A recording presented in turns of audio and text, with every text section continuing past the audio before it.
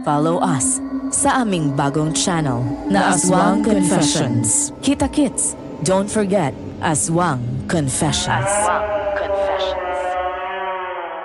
Bago natin simulan ng kwento, please like and share the video at huwag na ding kalimutang mag-subscribe. Pagod na ako sa mga pananakit mo, Francis. Ilang taon ko rin pinagtiisan ng pang-aabuso mo dahil ayoko masira tong pamilya natin. Pero mali ako eh. Matagal na tong sira. Kaya ngayon mag-aal sa balutan ka? At isasama mo pa ang anak natin? 20 anyos ng anak natin. May sarili na siyang pag-iisip. At mula pagkabata, nasaksihan niya ang mga pananakit mo sa akin. Kaya masisisi mo ba si Ana kung gusto niya sumama sa akin? Natatawa ako sa'yo, Monica. Akala mo ba talaga makakaya mo akong iwan? Masyado kang mahina. Babalik ka rin. Pa, tama na po, please! Ako ang nagkumbinsi kay Mama na umalis na. Hindi ko na kaya makita ang pang-aabuso mo sa kanya. Kaya hindi kami babalik hanggat hindi ka tumitigil sa bisyo mo! Marunong ka nang sumagot! Huwag na huwag mo sasaktan ang anak natin! Anak ko rin naman si Ana. Kaya may karapatan akong... Ma! Bakit kami dalang kutsilyo? At bakit mo yan itinututok sa akin? Ano? Gusto mo akong saksakin? Kung kinakailangan, demonyo ka, Francis! Isang malaking pagkakamaling minahal kita at pinakasalan. Kinain na ng droga yung utak mo! Ma, bitiwan niyo na pang kutsilyong hawak niyo. Umalis na lang po tayo dito. Tara na po. Maswerte ka! Narito ang anak natin para pigilan ako. Kasi kung tayong dalawa lang nandito, wala akong pakialam ka at makulong ako. Mapatay lang kitang hayop ka! Walang hiya kang babae ka! Ma, tara na po.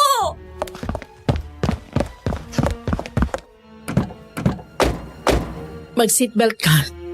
Nasa likod na ba lahat ng mga gamit natin? Opo, kumpleto na po.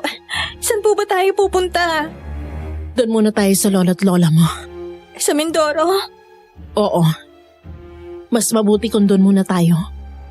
Malayo sa Maynila at hindi rin kabisado ng papa mong lugar na yon. Mahihirapan siyang tuntunin tayo. Bumaba kayo dyan! Oh. Hindi niyo ako pwedeng iwan dito! Pamilya tayo! Mga si Papa! Hayaan mo siya.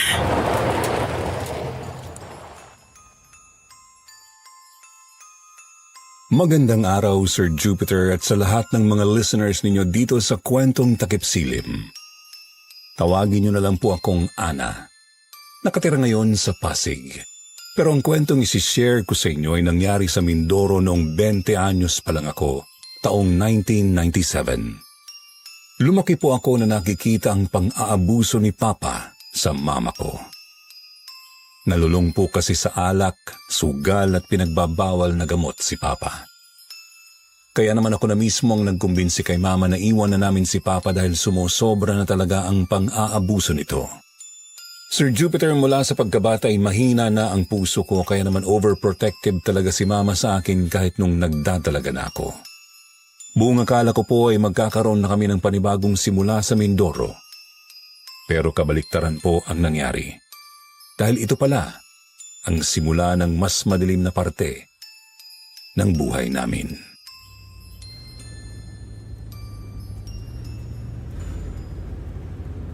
Grabe, ang haba ng biyahe natin. Buti na lang, nandito na tayo sa Mindoro. Oo nga eh. Nakatulog ka ba? Konti lang po. Kayo ang inaalala ko. Ang haba ng biyahe natin, kayo lang ang nagmamaneho. Nakatulog naman akong konti kanina sa barko. Oh, teka. Ano yun, Ma? Ba't nagkukumpulan ng mga tao sa may bakanting lote? Tsaka ang daming pulis. Crime scene ba yan? Hindi ko alam. Halika, tingnan natin.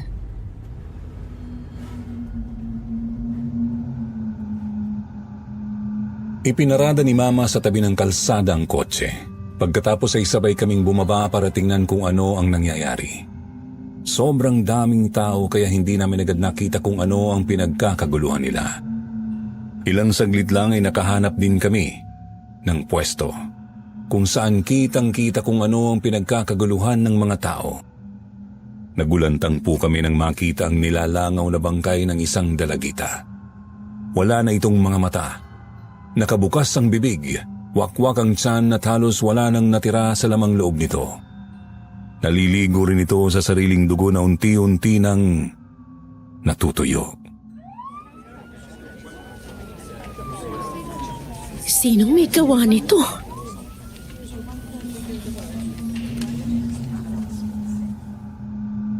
Bumaliktad ang sikmura ko sa aking nakita kaya mabilis akong umalis. Nang medyo makalayo na tsaka na ako tuluyang nasuka.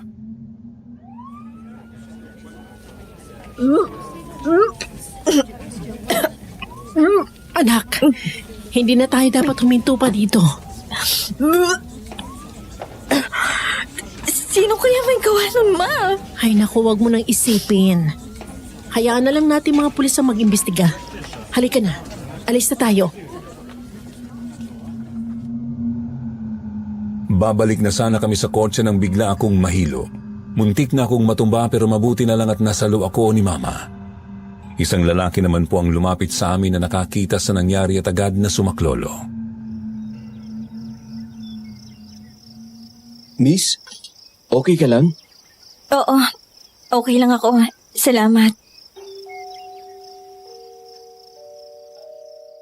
Nagtama ang paningin naming dalawa at napagtanto kung magkasing edad lang kami. Matangkad ang binatang nasa harap ko, makapal ang kilay, sunog ang balat at matipuno ang pangangatawan. Ako nga pala si Victor.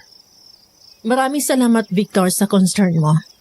Medyo sumamalang pakiramdam ang anak ko dahil sa nakita niya. Pero aalis na kami. Nando lang ang kotse namin. Sige po, hatid ko na po kayo hanggang sa kotse ninyo.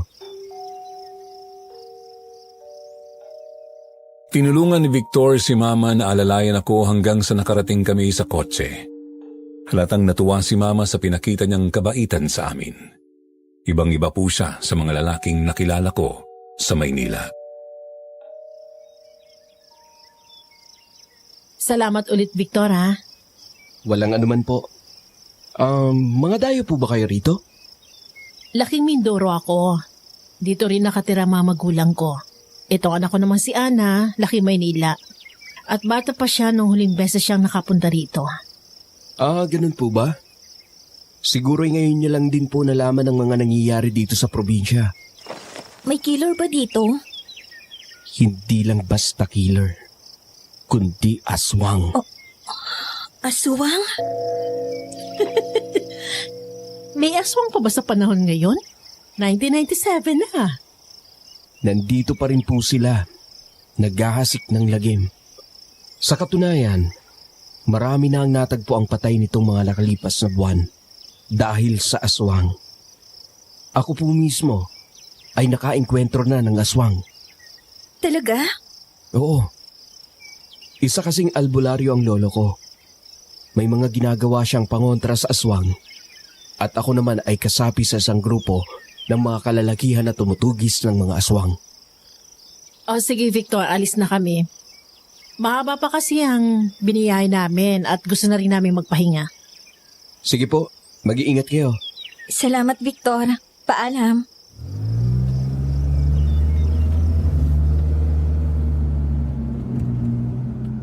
Sumakay na kami sa kotse at tuluyang umalis. Napansin ko ang ekspresyon ni Mama kanina habang nagsasalita si Victor tungkol sa aswang. Ramdam kong hindi siya naniniwala dito. Hindi po ba kayo naniniwala sa aswang? Bakit ikaw? Naniniwala ka ba? Posibleng totoo nga po sila. Kita niyo naman yung bangkay ng dalagita kanina, di ba? Isang halimaw lang ang kayang gumawa nun.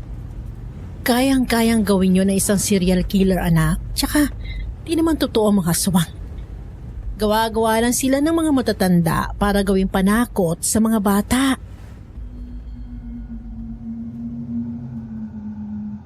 Hindi na lang po ako nagkomento dahil alam kong hindi ko na mababago ang isip ni Mama. Pero may isang bahagi po ng isip ko ang naniniwala sa mga aswang. Kinilabutan ako nang maisip na baka isang araw ay may makita akong aswang na posibleng sumalakay sa akin. Tinanggal ko na lang ito sa isip ko dahil mas marami pa akong dapat isipin kaysa tungkol sa aswang. Pagkalipas ng ilang minuto ay nakarating na kami sa bahay ni Lola.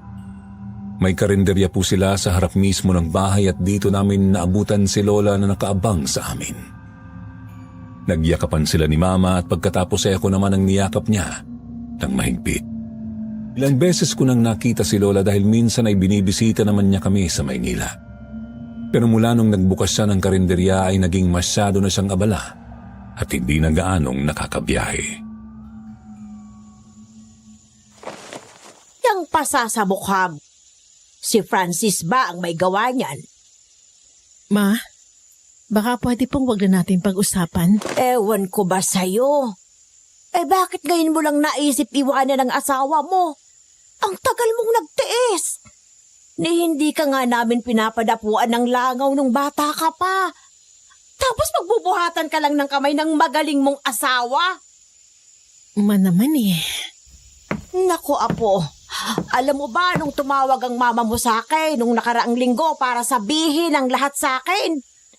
Ay, naku, parang gusto kong pumunta ng Maynila at patayin ang papa mo. Pabuti na lang at nakapagpigil ako. Ang mahalaga po, narito na kami at hindi na ako masasaktan ni Francis. Talagang hindi na. At nasaan po ba si Papa? Ay, naku, maagang umalis. Nasa sabungan na naman. Si Papa talaga hindi na nagbago. Sinabi mo pa, dadalhin na yata ng papa mo hanggang sa hukay ang pagiging sugarol niya. Ang tanda-tanda na, sugal pa rin ang inaatupag. Alicelia, handa na pong pagkain nyo. Ano ka ba, Cynthia? Nag-abala ka pa. Sabi ko naman sa'yo, ako nang bahala eh. Servidora ka dito sa karinderya, hindi ka namin katulong. Okay lang po. Hindi naman tayo masyadong busy ngayon sa karinderya. Ay, oo nga pala anak. Ito si Cynthia, ang bago kong servidora. Binigyan kami ng matamis na ngiti ni Cynthia. Sir Jupiter, lutang na lutang po ang kanyang kagandahan. Morena siya hanggang bewang ang haba ng buhok at matangkad. Sa tansya ko'y nasa 30 anyos na po siya. Napansin rin namin ang maliit na umbok sa kanyang tiyan, kaya nalaman kaagad namin na buntis siya. Nitong isang linggo lang nagsimulang magtrabaho dito si Cynthia. At masaya ako dahil sobrang sipag niya. Lumapit siya sa akin, naghahanap ng trabaho dahil buntis raw siya at basta nalang iniwan ang kanyang nobyo para sumama sa ibang babae. Ikinagagala ko kayong makilala. Ikinagagala ka rin namin makilala, Cynthia. Pumasok na kami sa bahay at inilagay ang mga gamit namin sa kwarto. Pagkatapos noon ay pinapunta na kami ni Lola Celia sa may dining area upang kumain. Naisip kong sabihin kay Lola ang tungkol sa nadaanan namin kanina, baka sakaling may alam siya tungkol sa mga aswang.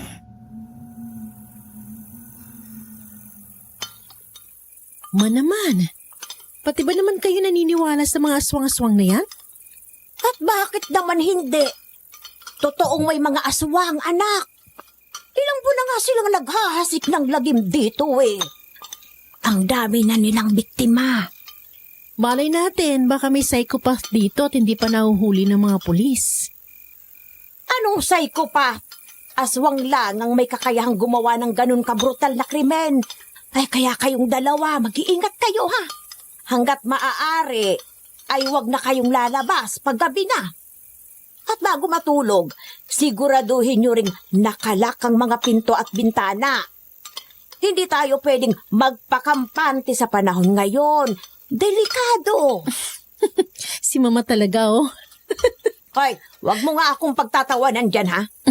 Aba, ikaw Monica ha. Nakatira ka lang ng Maynila eh. Hindi ka na naniniwala sa aswang. Baka magsisi ka sa huli. Kahit naman pong dito pa ako nakatira, ay hindi na ako naniniwala sa mga aswang. Andito na pala ang maganda kong anak at apo. Pa, Mano po, Lolo? Oh, nandito na pala ang magaling mong ama. Eh bakit kaya hindi na lang siyang salakayin ng aswang para mabawasan ang mga sugarol sa mundo? Oy, Celia, magdahan-dahan ka nga sa pananalita mo. Eh, totoo naman na. Wala ka nang ginawa kundi maglustay ng pera sa pagsusugal. Ay, ang aga-aga pa eh. Tinatalakan mo na ako. Ang sakit talaga sa tenga nitong mama mo, Monica. Ana, apo, pasensya ka na sa bunganga ng lola mo, ah. Pinagli kasi yan sa machine gun. tama na yan pa. Halika na, kain na po tayo.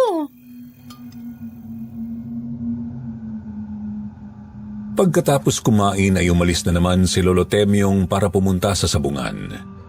Umuwi lang pala siya saglit dahil nakalimutan niya ang wallet niya.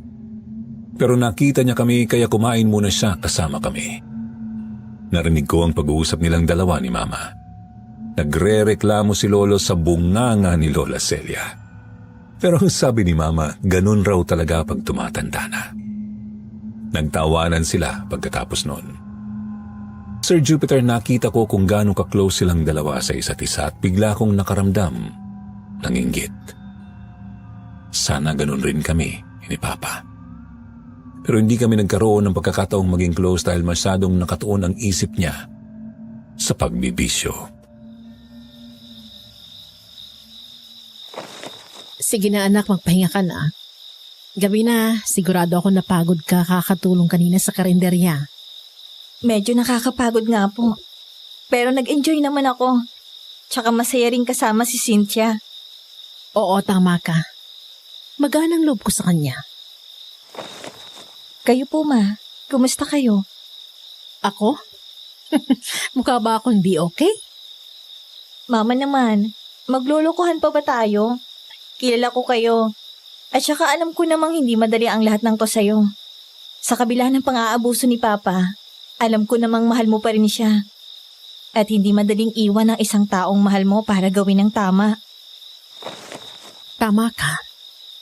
Sa kabila ng lahat, mahal ko pa rin siya. Pero ang pagmamahal na tong sumira ng buhay ko, ng buhay natin. Kaya masaya ako na sa wakas, nagawa ko na rin siyang iwan. Nandito na tayo, anak. Ito na, ang panibagong simula para sa atin. Opo. At gagawin natin ang lahat para magkaroon tayo ng masaya at payapang buhay. Kaso baka mahirapan tayo sa kapayapaan. Wala yatang araw na hindi nagigiyera sina Lola Celia at Lolo Temyong. Sinabi mo pa. Ay nako, masasanay ka rin sa dalawang yon. Oo, mukhang nagkakasiya kayong dalawa dito, ah. Oh, pa, nandyan pala kayo. Gusto ko lang tingnan kung komportable ba ang apo ko dito sa kwarto niya.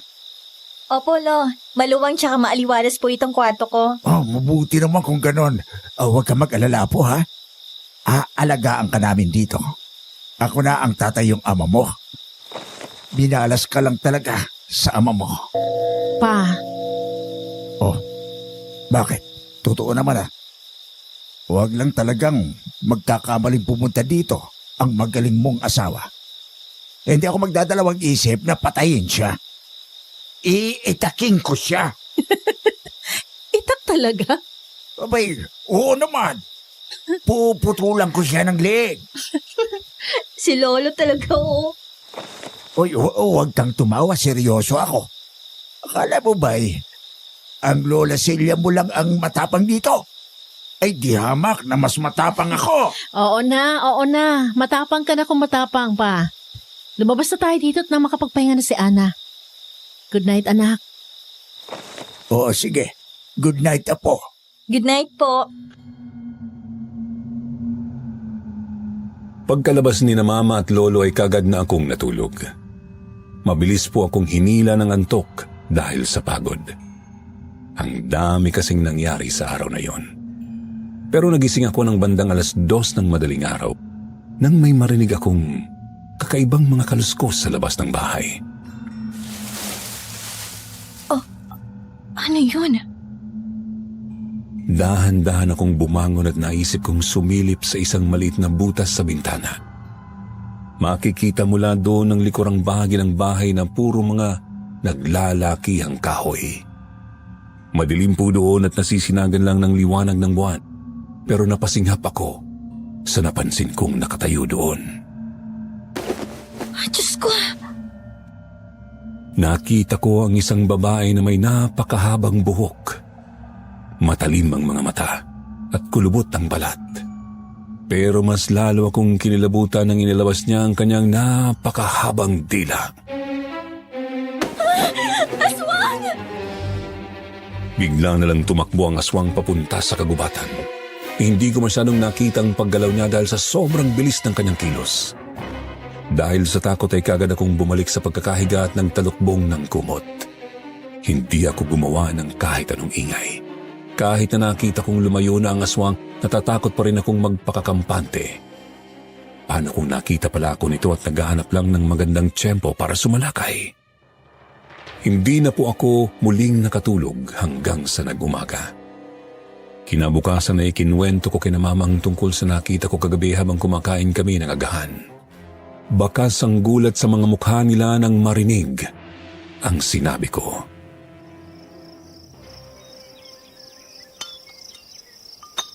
Sigurado ka ba sa nakita mo? Hindi ka ba namalikmata lang? Sigurado po ako, ma. Hindi pa ako pwedeng magkamali sa nakita ko.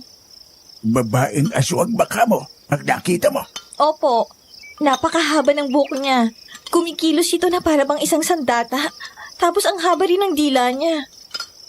Kubot. Kubot ang nakita mo. Isa itong uri ng babaeng aswang. At tama ka. Kaya nitong gamitin ang mahaba nitong buhok bilang sandata. Hindi kaya't ang aswang na nakita ng apo natin ang siya ring nasa likod ng patayan dito sa ating probinsya. Posible. Kaya dapat lang na huwag tayong maging kampante. Magdubli ingat tayong lahat. Hinawakan ni mama ng mahigpit ang kamay ko at sa pagkakataong ito ay naramdaman kong naniniwala na siya sa aswang. Alam naman kasi niya na hindi ako magsisinungaling at hindi ko rin sasabihin sa kanilang ganong klaseng bagay kung hindi ako sigurado dito.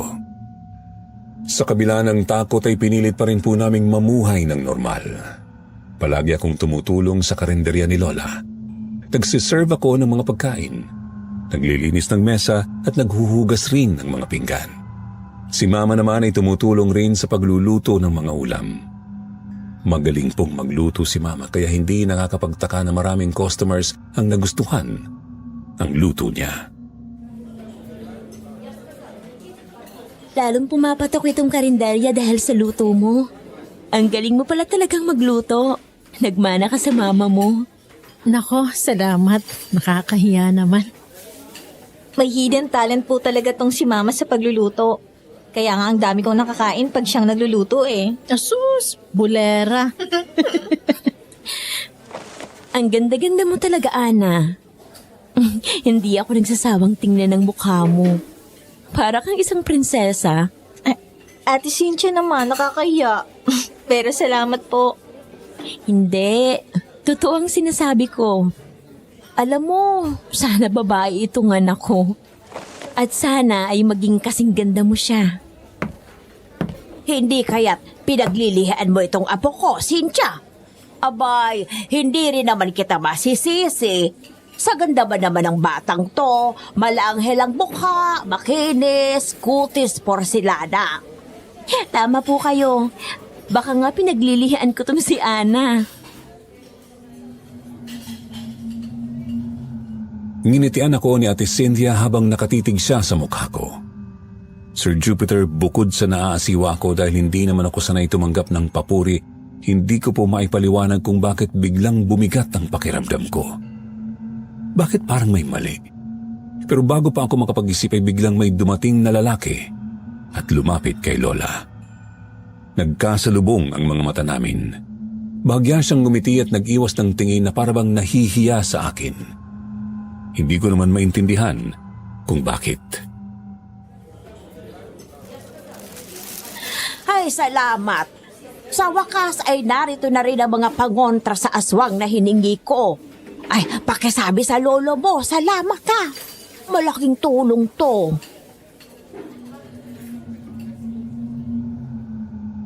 Tuwang-tuwa si Lola habang tinitingnan ang mga pangontra sa aswang na nasa loob ng maliit na bag na dala ni Victor. Sige po, maiwan ko po muna kayo dito. Maghuhugas lang ako ng pinggan. Saktong-sakto ang dating ng mga to.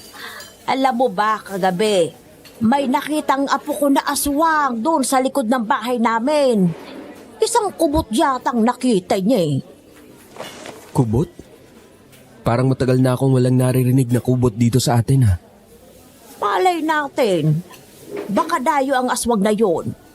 O di kaya'y magaling lang talagang magtago.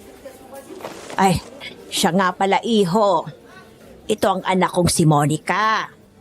Galing siyang Maynila pero dito na ulit siya titira. At ito naman ang apo kong si Ana. Nagkakilala na po kami. Tinulungan niya ako nung nahilo tong si Ana nang makita yung biktima ng aswang. Ay, ganun ba? Ay, mabuti naman at magkakilala na pala kayo. Malapit sa akin ang batang to. Magkaibigan kasi kami ng lolo niyang albularyo. Kaya para ko na ring apo itong si Victor. Bilib na bilib ako sa batang ere. Matalino, mabait, masipag. At kita nyo naman, ang guwapo. Lola Celia talaga oh. Eh, nagsasabi lang naman ako ng totoo. Ay, maiba nga ako, iho. May nobya ka na ba? O di kaya'y may nililigawan na? Nako, wala po. Ay, mahusay. Kung gano'n ay, pwede pala kayong maging magkaibigan nitong apo kong si Ana. Ang ganda-ganda ng apo kong ito. Bagay na bagay kayo. Lola, ano ba? Nakakahiya po. Ay, nagbibiro lang. Eh, alam nyo naman ako, matanda na. Wala nang mapagkatuwaan sa buhay, kaya ganun. Naku ma, tama na yan. Victor, pagpasensyahan mo na tong mama ko ha. Ayos lang po. Sanay na ako dyan kay Lola Celia.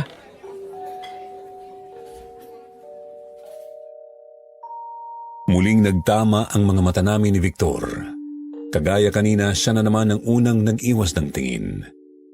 Napansin ko rin po na parang namumula ang mukha niya. Gusto ko tuloy isipin na nahihiya siya sa akin. Pero bakit naman? Hindi kaya'y gusto niya rin ako? Natawa na lang ako sa sarili ko. Hindi tama na mag-isip ako ng kung ano-ano. Isa pa, ang dami pa naming dapat na ayusin sa buhay namin ni Mama. Hindi ako sigurado kung iyon ang tamang panahon para isipin ko ang pag-ibig. Wala ka bang napapansin? Na ano po? Nitong mga nakaraang araw, parang napapadalas ang pagbisita ni Victor dito. Close po sila ni Lola, di ba? Para na rin siyang apo ni Lola Celia. Kaya hindi nakakapagtaka na bumisita siya dito. Oo, pero ikaw naman ang madalas niyang kinakausap kapag pumupunta siya dito. Hindi ang lola mo. At saka dati naman, hindi siya ganito kadalas pumunta dito. Kaya malakas talaga ang kutob ko na may gusto sa'yo si Victor. Ate Cynthia talaga. Sus, alam ko namang kinikilig ka dyan eh. Sige na, huwag mo nang pigilan ang kilig mo at hindi naman kita husgan. Hindi naman ako kinikilig ah. Oh, bakit kasing pula ng kamatis yung pisngi mo? Kung ano-ano na lang kasing napapansin mo. Hindi ako magtataka kung isang araw, aakyat na yan ang ligaw sa'yo. Malabong mangyari yun. Anong malabo? Sa ganda mong yan, hindi nakakapagtaka na nabighani sa'yo si Victor. Tumitingin ka ba sa salamin? Hindi mo ba talaga alam kung gaano ka kaganda? Salamat po. Kaya nga kita pinaglilihian, di ba? Nako, pag naging kasing ganda mong anak ko, pag-aartistahin ko talaga. Kayo talaga? Kausapin mo nga tong anak ko. Sabihin mo, huwag niya akong pahirapan pag manganganak na ako. Medyo kinakabahan kasi ako eh. Alam mo naman, wala na akong kasama sa buhay. Kinuha niya ang kanang kamay ko at nilapat sa sinapupunan niya. Sir Jupiter, bagaman bumigat ang pakiramdam ko ay nakaramdam pa rin ako ng awa para sa kanya. Alam ko kasi na hindi biro ang sitwasyon niya, kaya naman pinagbigyan ko siya. Lumapit ako sa tiyan niya at kinausap ang bata. Hi, baby. Ako to, ang future ninang mo. Maging good girl or good boy ka, ha? Huwag mong paihirapan ng mama mo. Huwag kang masyadong malikot. Tsaka pag oras mo nang lumabas dito sa mundo, labas ka na agad. Huwag mo nang pahirapan ng mama mo sa panganganak. O anak, makinig ka kay ninang ganda mo ha. Magsasalita pa sana ulit ako pero hindi ko na natuloy. Bigla kasing sumama ang pakiramdam ko. Umikot ang paningin ko at biglang nanghina ang mga tuhod ko. Muntik na akong bumagsak sa sahig. Buti na lang at sinaklolohan ako ni Ate Cynthia at ni Victor na nakita pala ang nangyari sa akin.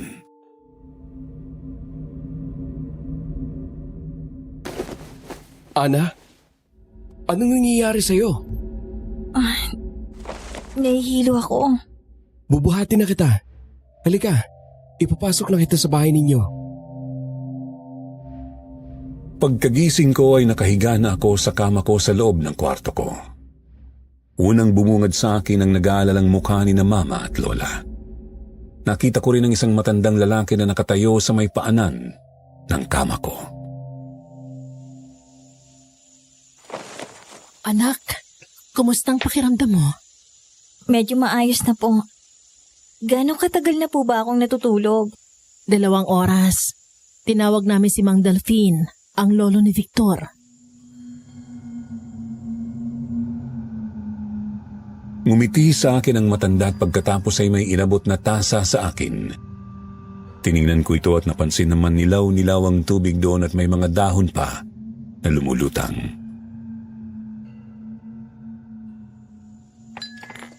Kailangan mo itong inumin, Ineng, upang mas maging maayos ang pakiramdam mo. Medyo mapakla nga lang ang lasa nito, pero tiisin mo lang dahil makakabuti ito para sa iyo. Sige na apo, inumin mo na. Kaibigan ko itong si Delphine at ilang beses ko nang napatunayan kung kaano siya kahusay na albularyo. Sige po. Dahan-dahan kong ininom ang nasa loob ng tasa. Tama nga si Mang Delphine. Mapakla nga ang lasa nito. Pikit mata ko na lang itong inubos at pinigilan ang sarili kong sumuka.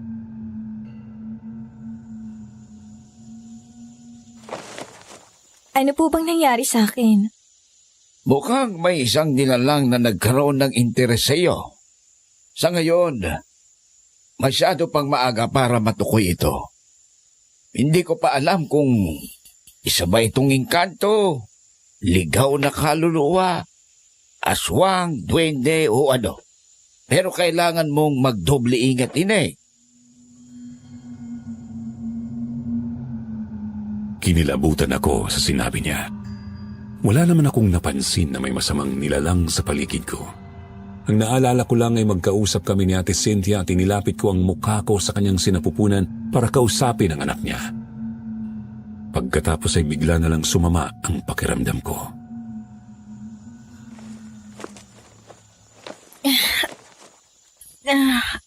Inaantok po ako. Isa iyan sa mga epekto ng pinainom ko sa iyo. O sige, magpapahingay na muna natin uli si Ana. Huwag kayong mag-alala dahil maayos na ang kalagayan niya ngayon. Maraming salamat po, Mang Delphine. Pakisabi rin po kay Victor na salamat sa pagsaklolo sa akin kanina.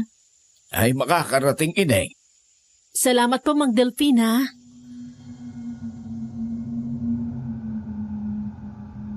Kaagad akong nakatulog ulit nang lumabas sila. Hindi ako sigurado kung gaano katagal na akong natutulog noon pero nagising ako ng bandang 2:30 ng madaling araw. Uhaw na uhaw ako kaya naisip kong bumaba sa kusina para kumuha ng tubig. Binilisan ko ang kilos ko dahil medyo kinikilabutan ako. Nasa isip ko pa rin kasi yung sinabi ni Mang Delphine.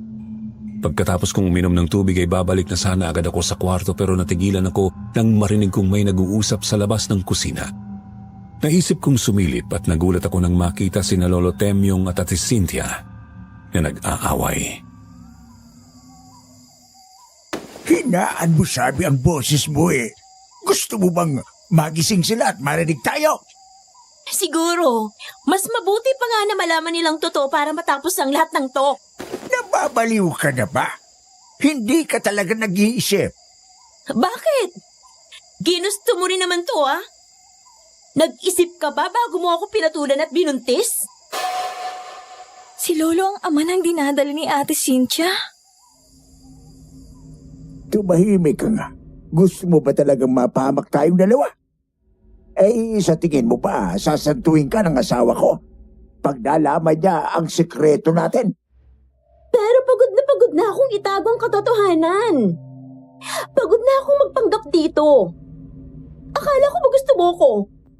Akala ko mahalaga sa'yo itong magiging anak natin. Tumahimik ka nga. Ano pa ba ang gusto mo?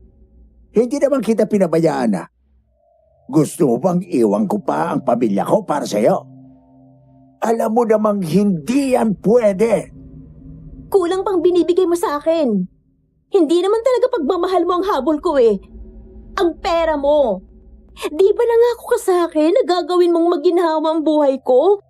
Pero asa na? Bakit isang simpleng serbidora lang ako sa karinderya nyo? Inutusan ba kitang magtrabaho dito? Di ba? Ikaw naman ang nagdesisyon magtrabaho dito nang hindi nagpapaalam sa akin. Para ano? Para takutin ako? Hindi ko na po tinapos ang kanilang pag-uusap. Mabilis akong bumalik sa kwarto ko at nahiga. Hindi ko na kasi kaya pang pakinggan sila. Sa lahat ng lalaki na pwedeng maging ama ng dinadala ni Ate Cynthia, bakit si Lolo pa? Sir Jupiter, sobrang gulo ng isip ko noon. Hindi ko kasi alam kung paano sasabihin kina Mama at Lola ang totoo. Alam ko kasing ikakasira ito ng pamilya namin. 1 linggo na ang lumipas pero wala pa rin akong pinagsasabihan. Kaya naisip ko pong magsimba upang humingi ng gabay sa Panginoon.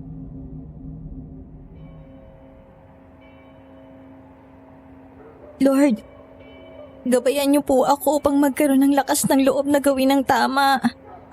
Sobrang gulo po ng isip ko ngayon. Alam ko naman po kung anong dapat kong gawin. Pero ang hirap po eh. Hindi ko po kaya. Natatakot ako na baka tuluyang masirang pamilya namin ng dahil dito. Nag-aalala rin po ako sa maaaring epekto nito kay Mama. Oras na malaman niya ang totoo.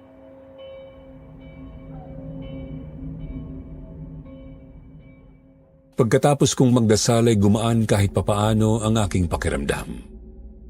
Nahihirapan pa rin po ako noon pero mas nagkaroon ng liwanag ang aking isip. Alam kong konti na lang at magkakaroon ako ng lakas ng loob na gawin ng tama. Pauwi na sana ako noon galing simbahan nang makasalubong ko si Victor. Kumusta ka na? Maayos naman. Hindi pala kita napasalamatan ng personal sa pagtulong mo sa akin. Wala yon. Nag-alala lang talaga ako sa iyo. Pero masaya ako makita na maayos ng kalagayan mo. Oo, hindi na sumasama ang pakiramdam ko. Ang galing pala talagang albularyo ng lolo mo. Makakarating sa kanya. Sigurado akong matutuwa yon. Oo nga pala, Ana. May sayawan kasi bukas sa may plaza. Kung ayos lang sa'yo, gusto sana kitang isama bukas ng gabi. Masaya yon. Baka lang gusto mong gumala kahit sandali. Talaga?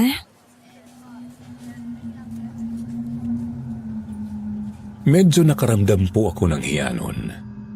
Hindi man kasi niya direktang sinabi sa akin pero ramdam ko na niyayaya niya akong mag-date. At At sa totoo lang, gusto ko rin naman po talaga si Victor. Pero gusto ko siyang bigyan ng pagkakataon at gusto ko rin namang pagbigyan ng aking sarili. Kaya pumayag po ako at kitang-kita ko ang pagliwanag ng kanyang mukha. Talaga? Sigurado ka ba? Bakit? Gusto mo bang bawiin ko? Hindi.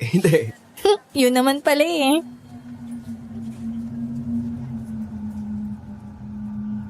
Pagka-uwi sa bahay, dumiretso ako sa karinderya.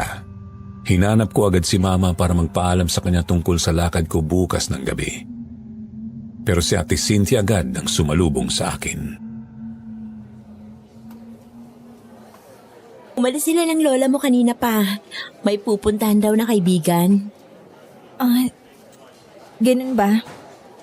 Sige, balik na lang ako dito mamaya pag nakauwi na sila. Sir Jupiter, hindi ko po nagawang salubungin ang kanyang mga mata dahil bumabalik sa isip ko ang narinig kong usapan nila ni Lolo. Nakakamangha ang galing niyang umarte na para bang wala siyang tinatagong malaking sikreto. Sandali lang, Ana. Pwede ba kitang makausap? Ano po yun? Napansin ko kasi na parang iniiwasan mo ko nitong mga nakaraang araw. Halos hindi mo ako kinakausap. At parang hindi ka makatingin sa akin. May nagawa ba akong mali? Pasensya na. Marami lang akong iniisip. Kung may problema ka, pwede mo naman sabihin sa akin eh. Handa akong makinig at tulungan ka. Pero wag mo naman akong iwasan. Alam mo namang ikaw ang pinaglilihian ko, di ba? Ate Cynthia, pasensya na. Pero masama kasing pakiramdam ko eh. Sa susunod na lang tayo mag-usap. Magpapahinga muna ako. Sige. Halatang ayaw pa niya akong paalisin pero wala na siyang nagawa nung nagsinungaling ako na masama ang pakiramdam ko. Nagmamadali akong pumasok sa bahay para hindi niya na ako matawag. Hindi pa talaga ako handang harapin siya. At sa totoo lang hanggat maaari ayoko nang lumapit sa kanya. Alam ko kasi na peke ang mga pinapakita niya sa harap namin. Ibang-iba siya nung silang dalawa lang ni Lolo ang magkausap. Kinagabihan, nagulat ako nang biglang pumunta si Victor sa bahay para ipagpaalam ako. Hindi ko po ito inasahan pero dahil dito ay mas napatunayan kong mabuti siyang tao. Siyempre naman, pwedeng-pwede. Naku, napakabait mo talagang bata ka at ikaw pa mismong nagpaalam para sa apo ko. Syempre naman po. Ako ang nagiya sa kanya eh. Basta mag-iingat lang kayo ha. At huwag rin kayo masyado magpapagabi. Opo. Huwag po kayo mag-alala dahil ihahatid sundo ko po si Ana. Hindi rin naman po kami gaanong magtatagal. Masaya ako na magde-date kayo. Para naman makalabas-labas rin dito sa bahay ang apo ko paminsan-minsan. Lola, hindi po kami magde-date. Ano bang tawag sa gagawin nyo? Ikaw ang isasama niya sa sayawan, di ba? Kayong dalawa lang naman ang papasyal. Wala kang nobyo at wala rin naman siyang nobya. Wala akong masyadong alam sa kalakaran ng mga kabataan gayon. Pero di ba, pwede na yung maituring na date. Lola naman eh. Nagkatawanan na lang po kami dahil sa mga biro ni Lola. Pero sa totoo lang, masayang-masaya po ako nung panahong yun. Pakiramdam ko kasi parang bumabalik sa normal ang buhay ko. Mas lalo pa akong sumaya nung sumunod na gabi nang dinala na ako ni Victor sa sayawan. Ang daming tao, lahat ay nagkakasiyahan. Nalalapit na pala ang fiesta kaya maraming mga nagtitinda sa paligid. Pinakilala ko ni Victor sa mga kaibigan niya at natuwa ko dahil kahit paano ay nadagdagan ang mga kakilala ko sa probinsya. Mababait naman silang lahat at winelcome nila ako sa grupo nila. Hindi kami gaanong nagtagal sa sayawan dahil siksikan ng mga tao. Lumabas na lang kami at naupo sa isang bakanting silya sa may plaza habang umiinom ng palamig. Nakakatuwa ang mga kaibigan mo, mga palabiro. Di mo aakalain na mga kagaya mo rin sila. Nanunugis ng aswang. Akala mo siguro, kagaya kami ng mga napapanood mo sa palabas na masyadong seryoso, no? Yung tipong umiikot na lang ang buong buhay sa pagpatay ng mga aswang. Parang ganun na nga. Hindi naman. Mga normal na tao rin kami. Nagkakasiyahan at kung minsan, napapabayaan pa nga namin ang mga misyon namin dahil sa kalokohan. Lalo na nung mga teenager pa lang kami. Lagi nga ako napapagalitan ni Lolo nun eh. Curious pala ako. Pwede mo namang hindi sagutin kung hindi ka komportable. Pero gusto ko lang sanang malaman kung bakit mo naisipang maging manunugis ng aswang. Napakadelikadong ginagawa ng grupo nyo. Wala akong sapat na kaalaman sa mga aswang, pero sigurado akong mga halimaw sila na hindi nakakaramdam ng awa. Tama ka. Wala talaga silang puso. Bakit ko naisip na maging manunugis ng aswang? Kahit sobrang delikado? Gusto ko kasing bigyan ng hustisya ang ginawa nila sa aking mga magulang. Mula pa lang noon, ay kilala na ang lolo ko bilang isang magaling na albularyong may kakayahang kontrahin ang mga aswang. Kaya dahil dito, ay pinuntirya ng mga aswang ang pamilya namin. At yun nga, pinatay nila ang mga magulang ko upang gantihan si lolo sa dami ng mga aswang na namatay dahil sa kanya. Pasensya ka na ha. Ikinalulungkot ko ang nangyari sa mga magulang mo. Hindi, ayos lang. 3 taong gulang pa lang naman ako nung nangyari yon. Kaya wala na ako matandaan. Pero mabuti na lang at naitakas ako ni lolo. Kaya buhay pa ako ngayon. Sa katunayan na itinaya ng mga magulang ko ang buhay nila para sa akin. Napakatapang nila at sigurado akong mahal na mahal ka nila. Ngayon, mas naiintindihan ko na kung bakit naging misyon mo sa buhay ang pagsugpo sa kasamaan ng mga aswang. Nag-usap pa kami tungkol sa iba't ibang bagay. At habang tumatagal, mas lalo akong namangha sa kanyang mga pananaw at prinsipyo. Bandang 9:00 na ng gabi ay nagdesisyon kaming umuwi na. Kagaya ng pangako niya kay Lola, hinatid nga niya ako pauwi. At habang naglalakad kami ay bigla siyang may sinabi na gumulat sa akin. Naalala kong sinabi ni Lola Celia kahapon na wala ka pang nobyo? Oo, wala pang ha. Si Lola talaga, kung ano-anong sinasabi. Kung ganun, pwede ba akong manligaw sa'yo?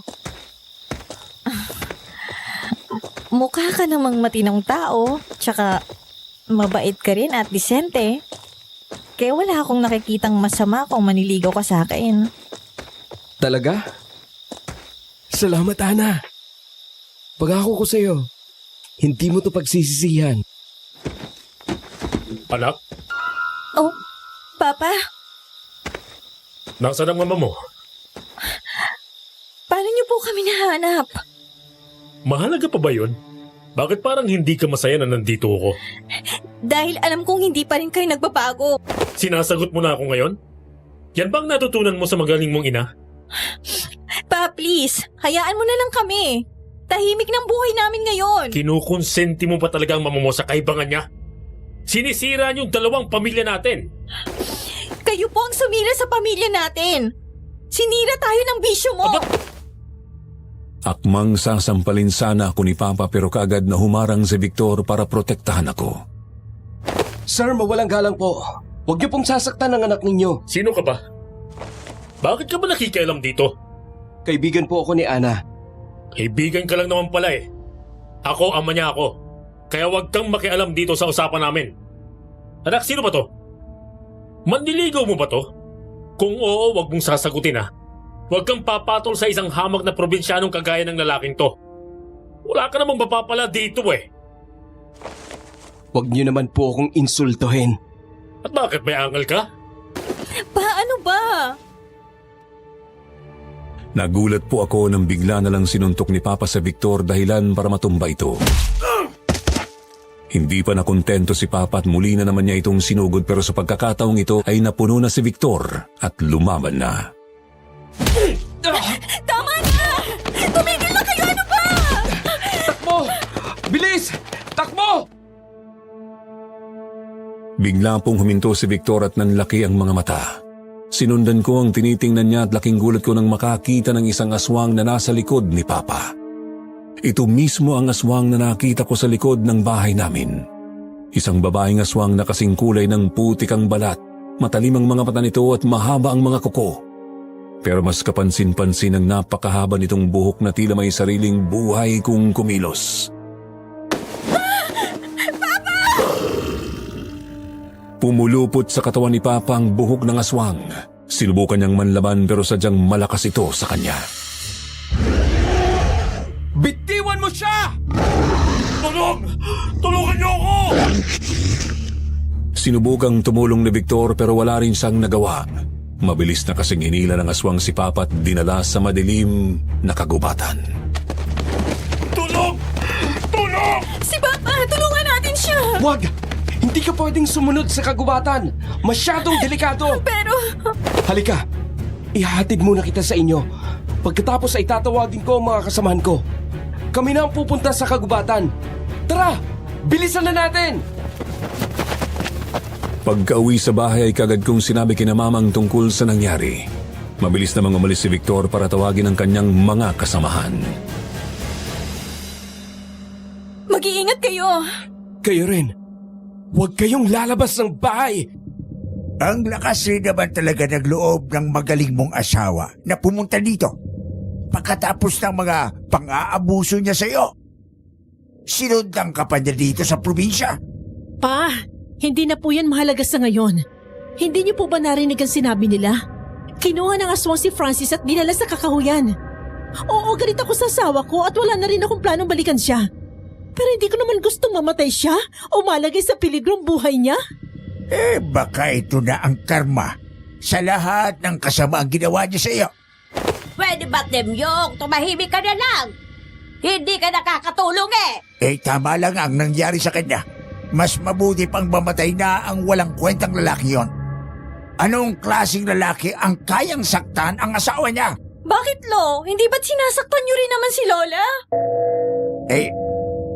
Anong sabi mo? Sir Jupiter, siguro'y masyado lang akong emosyonal ng gaming yon pero hindi ko po napigilan ang aking sarili. Sa kabila kasi ng kasama ni Papa, nasaktan pa rin ako sa mga sinabi ni Lolo. Pareho kami ni Mama. Sa kabila ng galit ko kay Papa, ama ko pa rin siya. At hindi ko kailanman gugustuhin na may mangyaring masama sa kanya. At hindi ko matanggap ang mga masasakit na salitang sinabi ni Lolo sa kanya, lalo na't alam kong may malaki rin namang kasalanan si Lolo. Narinig ko pong usapan niyo ni Cynthia. Ano? Teka, naguguluhan ako. Temyong, anong sinasabi ni Ana? Ano ang pinag-usapan niyo ni Cynthia? Pinagpawisan si Lolo at namutlak. Ni hindi niya magawang salubungin ang tingin ni Lola. Sagutin mo ko. Bakit ayaw mong magsalita? Ano bang narinig mo, anak? Si Lolo ang ama ng dinadala ni Ate Cynthia. Ano? Pa, totoo ba yon? Hayop ka? Hindi ka na nakontento sa paglulustay mo ng pera. Nagawa mo pa akong pagtaksilan. Sheila, pwede ba tumigil ka na? Masisisi mo ba ako kung naghanap ako ng kaligayahan sa ibang babae? Pagod na ako sa iyo. Sawang-sawa na ako sa pagbubunganga mo. Wala ka nang ibang ginawa kundi pag-initan ako. Pa, hindi pa rin po yan sapat na rason para makipagrelasyon kayo sa ibang babae. At si Cynthia pa talaga? Para niyo na po yung anak. Nabibigay niya ang pangangailangan ko. Napapasaya niya ako. Naririnig mo bang sarili mo? Hindi ka ba kinikilabutan? Iharap mo nga sa akin ang babae mo. Ang kapal ng mukha niyang magtrabaho sa karinderya ko. Wala akong kaalam-alam. Pinapasweldo ko na palang mismong babae sumisira sa pamilya ko. Huwag kang mag-alala. Pahihintuin ko na siya sa trabaho. Saan ka pupunta? Sa babae mo? Malayo dito. Pa, huwag ka nang lumabas. Alam niyo naman delikado na sa labas kapag gabi. Mas mabuti pa ngang makasalubong ko ang aswang nang mapatay ko na ang halimaw na yon. Hoy, Temyong! Bumalik ka dito! Sinubukan po naming pigilan si Lola na umalis pero sa huli ay hindi kami nagtagumpay. Alalang-alala na kami noon sa loob ng bahay. Hinintay namin ang pagbabalik ni Victor upang balitaan kami kung ano ang nangyari. Hindi kami mapakali at wala ni isa sa amin ang nakatulog.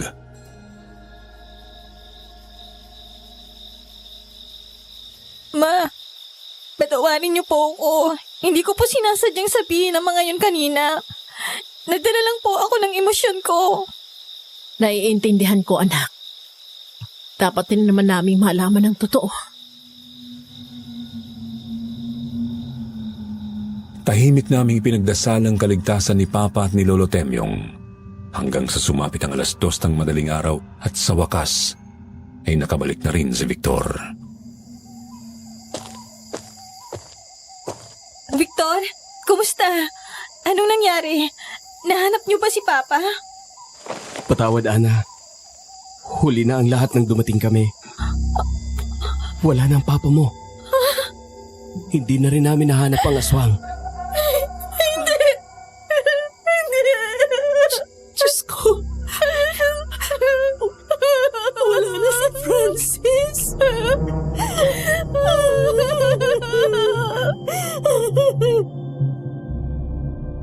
Naiyak na lang po kami ni Mama at nagyakapan.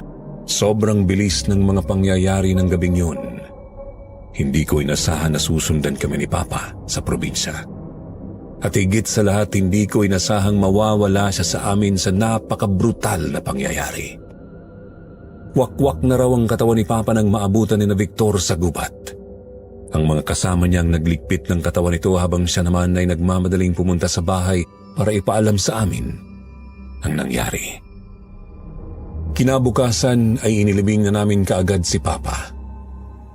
Wala nang nangyaring lamay dahil halos walang itinira ang aswang sa katawan niya. Ni hindi na nga namin siya makilala.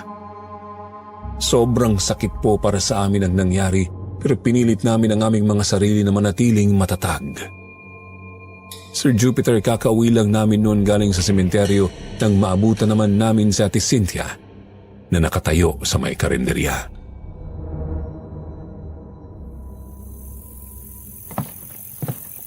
Nabalitaan kong nangyari. Monica, Ana, ikinalulungkot ko. Nasaan si Temyong? Si Mang Temyong? Hindi ko po alam. Wala po ba siya sa bahay niyo? Ang kapal ng mukha mong magpakita pa dito! Hindi ba sinabi sa'yo ng magaling kong asawa na alam ko na ang totoo? Ano pong totoo? Nagpunta lang naman po ako dito para magtrabaho. Pero nagtaka ako kasi sarado yung karinderyan dumating ako. Wala ring tao sa bahay niyo. Kaya nagtanong-tanong ako sa mga kapitbahay. At nalaman ko nga ang nangyari sa papa ni Ana. Napakagaling mo talagang umarting malandi ka! Cynthia, alam na namin ang tungkol sa relasyon niyo ni Papa. Alam na rin namin na anak niyang dinadala mo. Ano? Magmamaang-maangan ka pa? Narinig ng apo ko ang usapan niyo! Ana, ikaw ang nagsumbong sa kanila? Bumagsak ang mga luha niya at bakas sa mukha niya ang sakit. Para bang pinagtaksilan ko siya. Ginawa ko lang ang tama. Walang kasalanan ng apo ko. Tama lang na nagsumbong siya. Ang tagal niyo na siguro akong niloloko ni Temyong. Mga walang hiya kayo! Hindi ka pa nakontento? Nagtrabaho ko pa talaga dito! Ang kapal ng mukha mo! Aling Celia! Tumahimik ka! Biglang sinugod ni Lola Celia si Ate Cynthia. Pinaulanan niya ito ng sampal at sabunot. Sinubukan naming pigilan si Lola pero ayaw niya talagang magpaawat.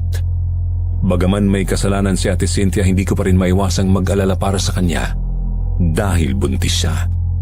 Patuloy lang si Lola sa pagsabunot sa kanya at ni hindi man lang nakalaban si Ate Cynthia. Hanggang sa nangyari na nga ang kinatatakutan ko. Tuluyan siyang natumba at napansin namin ang dugong tumulo sa kanyang binti. Diyos ko! Si Ate Cynthia! Hindi! Hindi! Ako! Anong nangyayari dito? Cynthia, Diyos ko! Paano ka? Anak natin! Anong ginawa mo sa kanya, Celia? Hindi ko sinasadya! Pag may nangyaring masama sa anak namin, hindi kita mapapatawad! Mabilis na binuhat ni Lolo Temyong si Ate Cynthia upang dalhin sa ospital. Si Lola Celia naman ay nanatiling nakatayo na parang tuod, namumutla at hindi makapagsalita. Kaagad namin siyang nilapitan at inalalayan papasok sa bahay. Kinagabihan ay umuwi si Lolo ng bandang 10:00 ng gabi. Dumiretso po siya sa kwarto nila at nag-impake. Mabilis namin siyang sinundan at pinigilan sa kanyang ginagawa. Alis na ako dito. Pagod na ako sa iyo, Celia. Hindi ko na masikmura ang ugali mo. At ano? Sasama ka na kay Cynthia? Mas pipiliin mo ang kabit mo? Sinira mo na ang lahat sa amin. Alam mo kung bakit? Nakunan siya. Wala na ang anak namin. Pa, huwag naman pong ganito. Pag-usapan naman po muna natin ito. Wala na dapat pang pag-usapan. Nangyari na ang nangyari. Namatayan na ako ng anak. At pati ako ay sinisisi ni Cynthia sa nangyari. Ano, Celia? Masaya ka na ba? Nakuha mo na ang gusto mo. Patay na ang bata. Hindi ko sinasadya yun. Oo, galit ako sa inyo. Pero kahit kailan, hindi ko gugustuhin may mamatay na bata ng dahil sa akin. Pinakiusapan namin si Lolo pero ayaw talaga niyang makinig sa amin. Patuloy lang siya sa pag-iimpake habang nag-aaway sila ni Lola. Pagkatapos mag-impake ay mabilis na siyang naglakad palabas ng bahay. Nang mapagtanto ni Lola na seryoso na talaga si Lolo sa desisyon nito, bigla siyang lumambot at umiyak.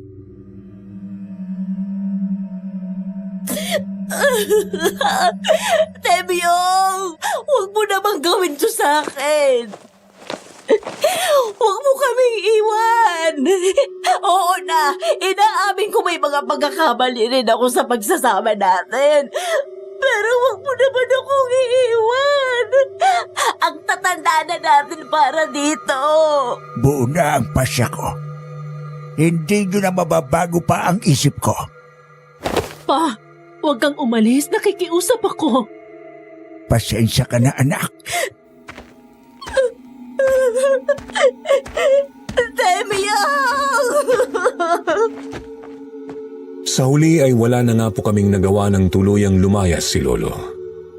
Iyak nang iyak si Lola, kaya mabilis namin siyang inalalayan papasok sa kwarto. Pinainom namin siya ng tubig, inalo hanggang sa kumalma kahit papano. Nagdesisyon rin kami ni Mama na dun na lang sa kwarto ni Lola matulog para tabihan siya. Pero bandang 2:00 ng ating gabi, nagising kami sa isang katok.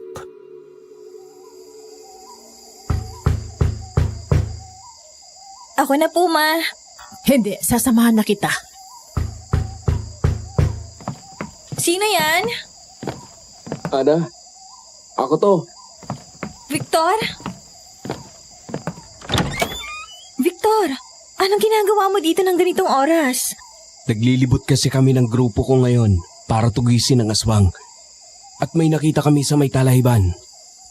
Ano, huwag kayo mabibigla. May masamang balita ako sa inyo. Ano yun? Kinakabahan naman ako sa iyong bata ka. Wala na si Mang Temyong. Ano?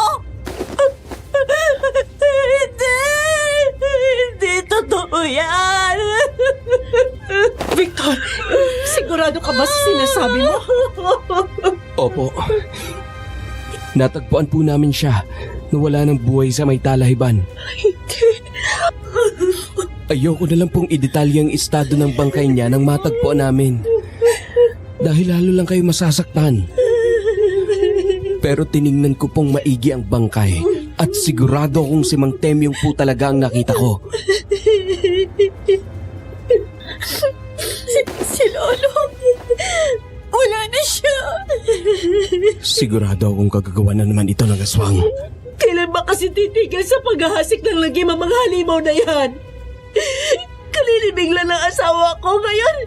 Si Papa naman ang nawala sa amin. Ano yun? Siguraduhin nating nakasara ang lahat ng mga bintana at pintuan. Oo, sige. Anong nangyayari? May aswang sa labas. Hindi pa ba siya kontento sa lahat ng mga pinatay niya? At ngayon ay tayo naman ang isusunod niya. Huwag po kayong maingay, Lola Celia. Baka po marinig niya kayo. Huwag kayong mag-alala. May dala naman akong sandata rito. Kahit anong mangyari, ay hindi ko kayo pababayaan. Nagdesisyon po si Victor na sa amin na lang matulog. Pinapasok niya na kami sa kwarto para makapagpahinga. Siya naman ay sa sala humiga para magbantay. Natatakot po ako. Ako rin, anak. Kumakabog ang dibdib ko sa takot. Pero kailangan nating tatagan ang loob natin. Tulog na si Lola. Naubos na yata ang luha niya kaiiyak. Grabe naman po ang mga trahedyang dumating sa pamilya natin. Sunod-sunod. Sa totoo lang, di ko na rin maintindihan kung bakit nangyayari ang lahat ng ito eh. Ilang saglit lang ay nakatulog na rin po kaming dalawa ni Mama. Pero siguro'y lumipas lang ang 2 oras ay nagising na naman ulit kami. Narinig kasi naming bumangon si Lola at lumabas ng kwarto. Ma? Saan ka pupunta? Lola, bumalik po kayo dito. Matulog pa po kayo. Lola Celia, bakit po kayo bumangon? Wala siyang sinagot ni isa sa amin. Blanko ang kanyang ekspresyon at naglalakad siyang wala sa sarili. Anong nangyayari kay Lola? Bakit parang wala siya sa sarili? Hindi niya yata tayo naririnig. Ma, saan ka pupunta? Gusto kong lumabas. Lola Celia, madaling araw pa po. Hindi pa ligtas na lumabas ng bahay. Narinig niyo naman po ang boses ng aswang kanina, diba?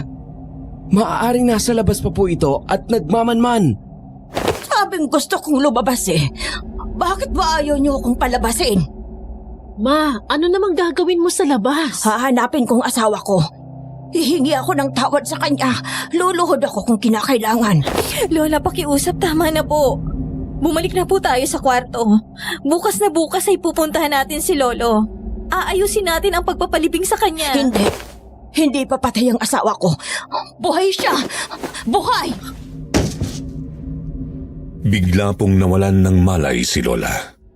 Muntik na siyang bumagsak sa lupa kung hindi lang siya nasalo agad ni Victor. Kaagad naman siya nitong binuhat at dinala sa kwarto.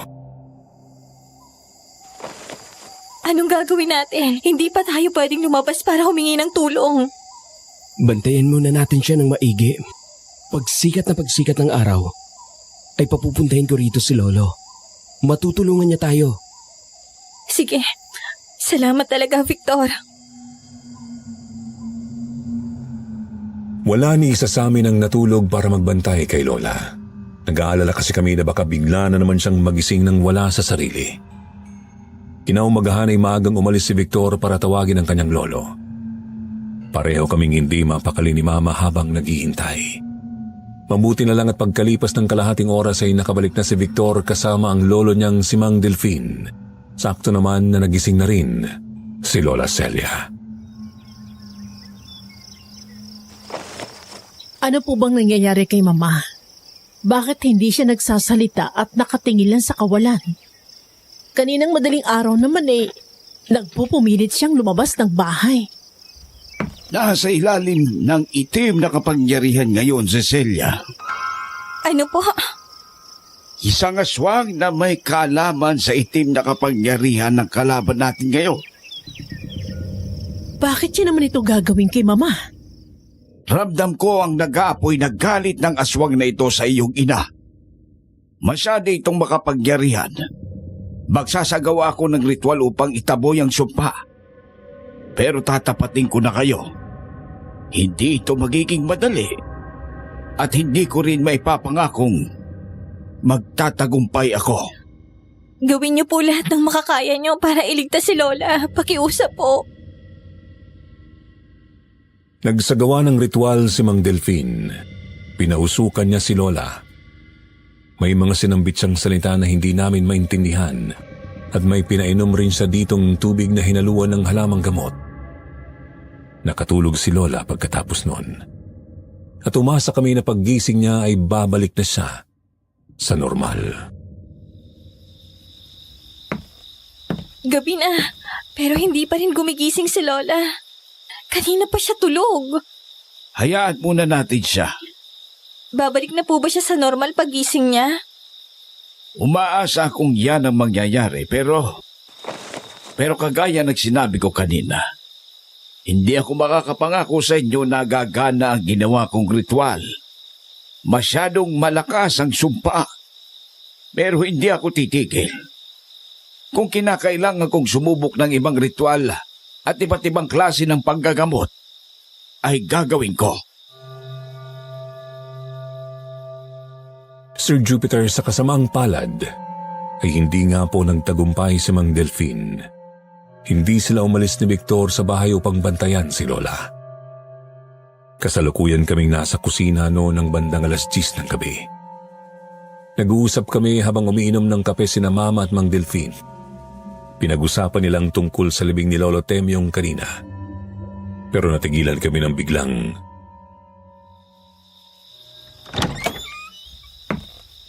Ma?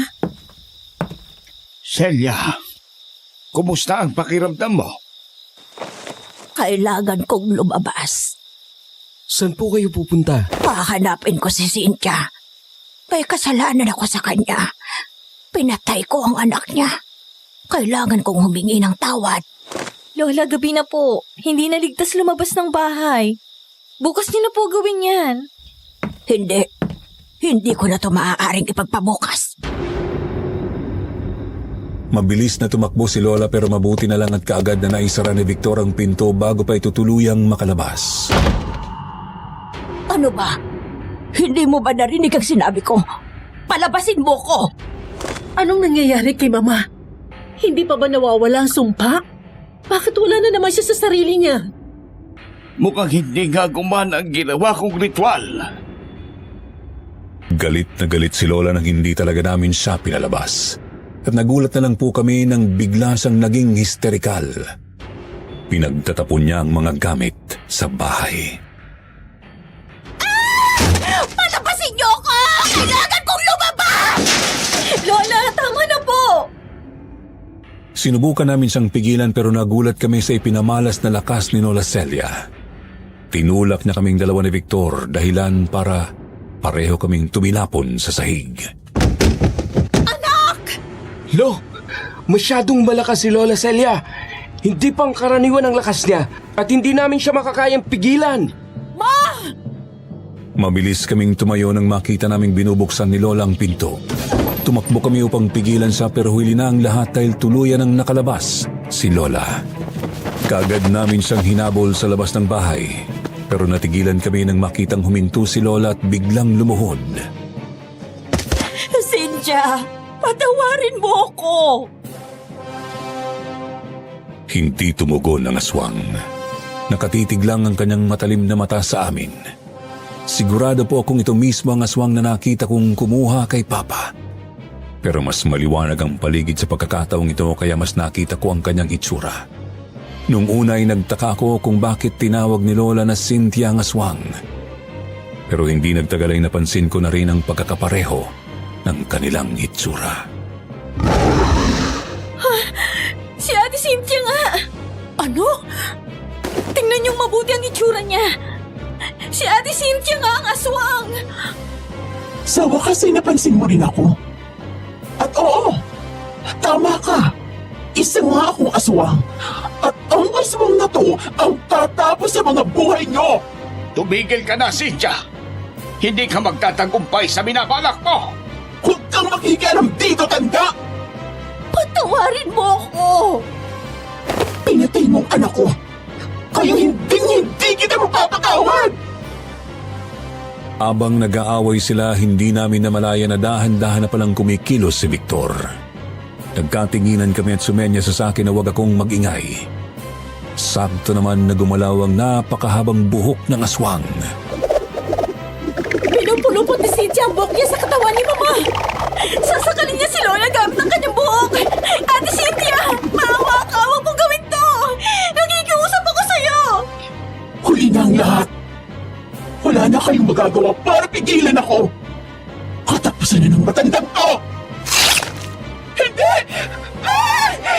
Ibinaling niya ang kanyang tingin kay Victor na siyang pumutol sa buhok niya gamit ang matalim nitong kutsilyo. Hindi ko hahayaang magtagumpay ang isang kampo ng dilim na kagaya mo! Pakialamero ka! Sisiguraduhin kong pagsisisihan mo ang pakikialam sa mga plano ko! Hindi ako natatakot sa iyo, Cynthia! Tatapusin ko na ang kasamaan mo sa gabing ito! Hawak ang kanyang patalim, naghanda si Victor sa laban. Ngunit masyadong mabilis at mapangasar ang aswang. Nagsimulang magsayaw si Cynthia sa paligid ni Victor at nagmistulang hangin ang katawan nito na umiiwas sa bawat tangkang pag-atake ni Victor. Apo, mag-iingat ka! Ituon mo ang buong atensyon mo sa kanya! O Polo, huwag po kayong mag-alala. Hindi ako magpapatalo sa kanya. Kahanga-hanga ang iyong katapangan. Pero tingnan natin kung hanggang saan yung lakas mo! Sa isang iglap ay sinubukang abutin ni Cynthia ang braso ni Victor gamit ang kanyang matatalim na kuko. Mabuti na lang at mabilis na nakailag si Victor at sumagot ng isang matinding suntok dahilan para tumilapon sa lupa ang aswang. Mukhang lalong nag-alat si Cynthia. Victor, mag-ingat ka! Mabilis na bumangon si Cynthia, hindi nagpaawat. Makikita sa kanyang mga matang sumisiklab na demonyong apoy. Tumalon siya at nagbigay ng isang sunod-sunod na sipa at hampas, ngunit sa bawat atake, nakailag si Victor gamit ang kanyang lakas at liksi. Sisiguraduhin kong sa pagtatapos ng gabing to ay aagos ang dugo mo sa lupa! Nabalot kami ng takot nang sumigaw ng sobrang lakas ang aswang habang pumapasok siya sa kanyang mas malalim na anyo. Mga anino sa paligid ay umiikot sa kanya, para bang naging mapanganib na armas na pinagsama-sama. Ngunit sa kabila ng takot, hindi pa rin nagpatinag si Victor.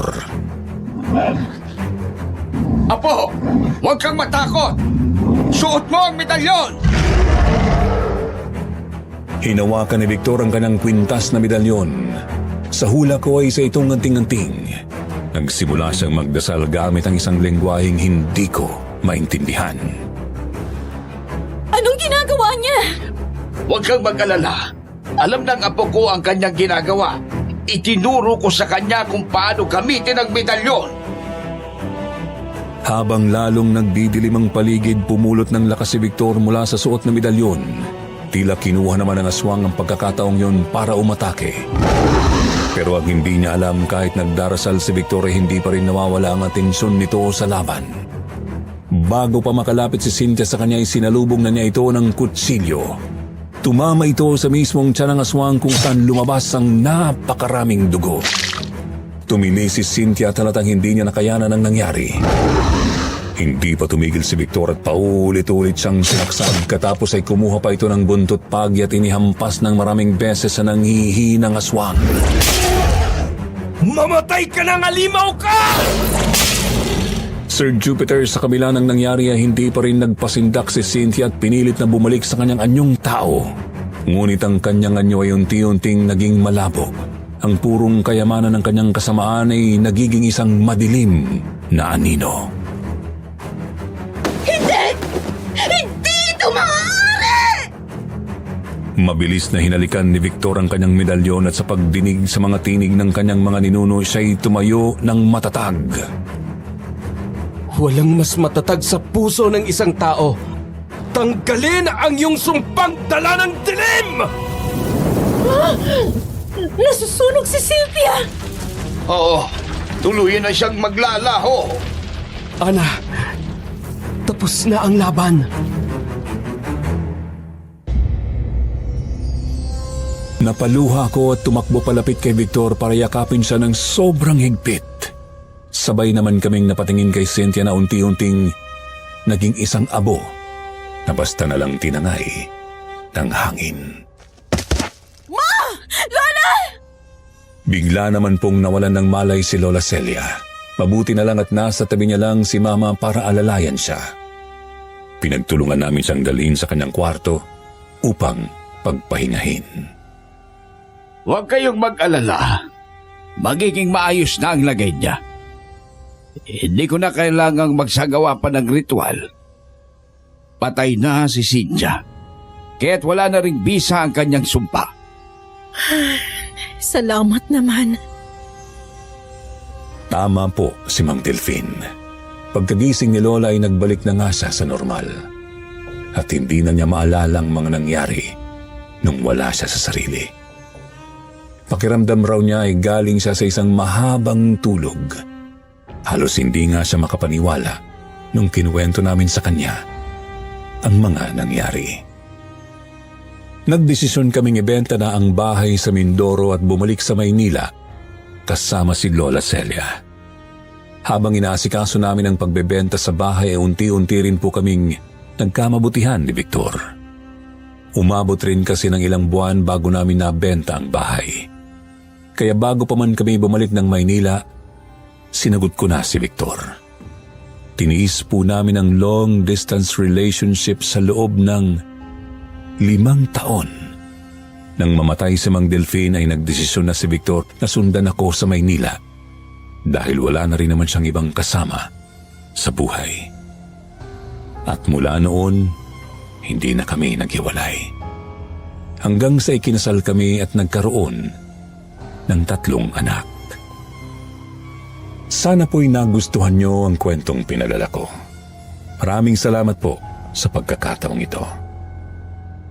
God bless us all.